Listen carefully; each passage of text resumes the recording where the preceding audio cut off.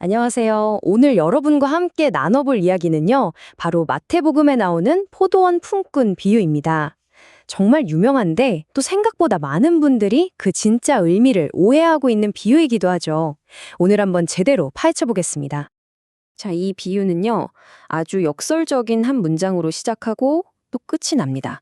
이게 전체 이야기의 틀을 딱 잡아주는 말인데, 처음 들으면 이게 무슨 소리지? 싶은 뭐랄까, 우리가 사는 세상과는 다른 하늘나라만의 독특한 계산법 같기도 하고요. 자, 그럼 방금 본 이 구절을 이해하려면 예수님이 들려주신 한 이야기에 귀를 기울여야 합니다. 바로 포도원 주인이 일꾼들을 고용하는 이야기인데요. 그 하루 동안 도대체 무슨 일이 있었는지 같이 한번 따라가 볼까요? 보시면 이 주인이 하루에도 정말 여러 번 장터에 나갑니다. 근데 여기서 진짜 흥미로운 포인트가 있어요. 바로 주인의 태도인데요. 특히 마지막 오후 5시를 한번 보세요. 이때는 그냥 어슬렁거리면서 사람을 찾는 게 아니에요. 하루 종일 아무도 불러주지 않아서 정말 절박했을 그 사람들을 주인이 직접 찾아 나서는 모습을 보여줍니다. 이게 아주 중요해요. 이 한 데나리온이라는 돈이 당시에는요, 하루 종일, 그러니까 12시간 꼬박 일했을 때 받을 수 있는 아주 표준적이고 공정한 품삯이었습니다. 그러니까 맨 처음 온 일꾼들은 이 금액에 합의하고 일을 시작한 거죠. 딱 정당한 대가였어요. 자, 이제 고된 하루가 끝났습니다. 그런데 바로 이때 주인이 정말 아무도 예상 못한 행동을 해요. 보통은 일찍 온 사람부터 싹을 주잖아요. 그런데 이 주인은 반대로 가장 늦게 맨 마지막에 온 일꾼들부터 돈을 주기 시작합니다. 한번 상상해 보세요. 오후 5시에 와서 딱 1시간 일한 사람들이 글쎄 하루치 품삯인 한 데나리온을 전부 받는 거예요. 와, 이걸 맨 앞에서부터 지켜보고 있던 아침 6시 일꾼들은 속으로 어땠을까요? 와, 저 사람이 저만큼 받았으면 나는 도대체 얼마나 더 받는 거야 하면서 기대감이 막 부풀어 올랐겠죠? 바로 이 지점에서 이 이야기의 핵심 갈등이 터져 나옵니다. 사실 보세요. 그들은 처음에 약속했던 한 데나리온을 정확히 받았어요. 계약상 아무 문제가 없었죠. 그런데 다른 사람들이 자기들 생각에 자격도 없이 너무 큰 관대함을 받으니까 갑자기 자기가 받은 정당한 품삯이 너무나 불공평하게 느껴지기 시작한 겁니다. 그러니까요. 이게 정말 결정적인 포인트인데 이 사람들의 불만은 내가 왜 이거밖에 못 받았냐가 아니에요. 왜 저 사람들이 우리랑 똑같이 받았냐, 즉 다른 사람이 너무 많이 받았다는 게 불만의 핵심인 거죠. 자, 이런 불평에 주인은 어떻게 대답했을까요? 이제 주인의 대답을 들여다보면서 이 비유가 진짜 하고 싶은 말이 뭔지 한번 깊이 파고 들어가 보겠습니다. 주인은 딱 3가지 논리로 이 불평을 반박합니다. 첫째, 친구여, 내가 당신한테 잘못한 게 뭐가 있나? 우린 한 데나리온으로 약속하지 않았나? 즉, 계약을 지켰다는 거죠. 둘째, 내 것을 가지고 내 마음대로 하는 게 뭐가 문제냐? 이건 주인의 주권을 이야기하는 겁니다.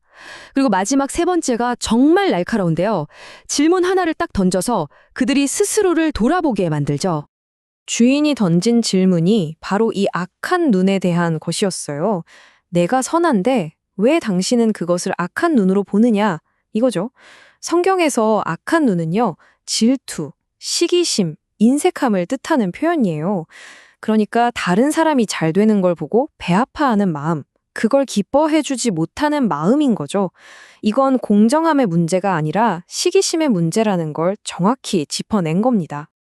결국 이 표를 보면 명확해지죠. 이 이야기는 완전히 다른 두 세계관, 두 가치 체계가 꽝 하고 부딪히는 현장이에요. 한쪽은 내가 일한 노력과 시간에 따라 대가를 받아야 한다는 공로의 세계관, 다른 한쪽은 그 사람의 필요와 주인의 관대함에 따라 거저 베푸는 은혜의 세계관. 바로 이게 우리가 사는 세상의 방식과 하나님 나라의 방식이 어떻게 다른지를 보여주는 겁니다. 근데 한번 생각해 보세요. 주인 입장에서 오후 5시에 사람을 데려오는 게 경제적으로 말이 되나요? 전혀 안 되죠. 그럼 왜 그랬을까요? 이 질문을 던져보면 우리의 관심이 품삯의 공정한가에서 주인의 마음은 무엇이었을까로 옮겨가게 됩니다. 주인의 목표는 이윤 극대화가 아니었던 거예요.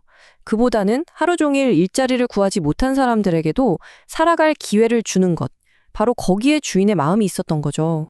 자, 그럼 이제 이 비유를 우리 자신에게 적용해 볼 시간입니다. 이 이야기를 다 듣고 나서 우리 스스로에게 정말 중요한 질문 하나를 던져봐야 해요. 솔직히 우리 대부분은 이 이야기를 들으면 은연중에 자신을 아침 6시에 온 일꾼이라고 생각하지 않나요? 나는 그래도 열심히 살았지. 나는 꽤 오랫동안 신앙생활을 했어. 하면서요. 뭔가 보상받을 자격이 있다고 느끼는 그 성실한 일꾼에게 감정이입을 하게 되죠. 그런데 과연 그게 맞을까요? 그런데 오늘 이 설교의 핵심 메시지는 바로 그 생각을 완전히 뒤집어 엎습니다.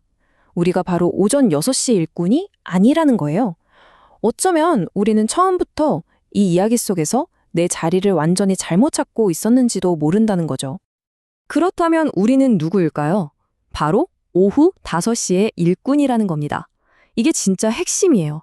하루 종일 아무도 거들떠 보지 않았고 아무 자격도 없었고 이대로 하루가 끝나나 아무런 희망도 없이 그냥 서성이고 있었는데 바로 그때 주인이 은혜롭게 먼저 다가와 우리를 불러준 사람들. 그게 바로 우리라는 거죠. 우리의 공로나 노력 때문이 아니라 아무것도 내세울 게 없을 때 찾아오신 그 은혜로 부름받은 존재. 바로 그게 우리입니다. 내가 오전 6시 일꾼이 아니라 오후 5시 일꾼이라는 이 관점의 전환은요, 우리의 모든 것을 바꿔놓습니다. 첫째, 구원은 내가 일해서 번 품삯이 아니라 거저받은 선물이라는 걸 깨닫게 되죠. 둘째, 내 가치가 내가 얼마나 일했는지, 얼마나 오래 믿었는지로 결정되지 않는다는 걸 알게 돼요. 그러니 자연스럽게 남과 비교하는 마음 대신에 감사하는 마음이 생길 수밖에 없고요.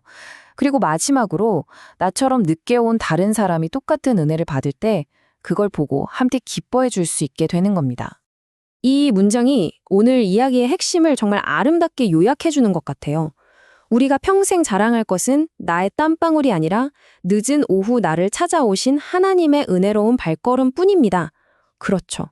우리의 인생 스토리는 내가 하나님을 위해 얼마나 열심히 일했나가 아니라 그런 나를 하나님이 어떻게 찾아오셨나에 대한 이야기인 겁니다. 자, 그래서 이 마지막 질문을 여러분 각자에게 남겨두고 싶습니다.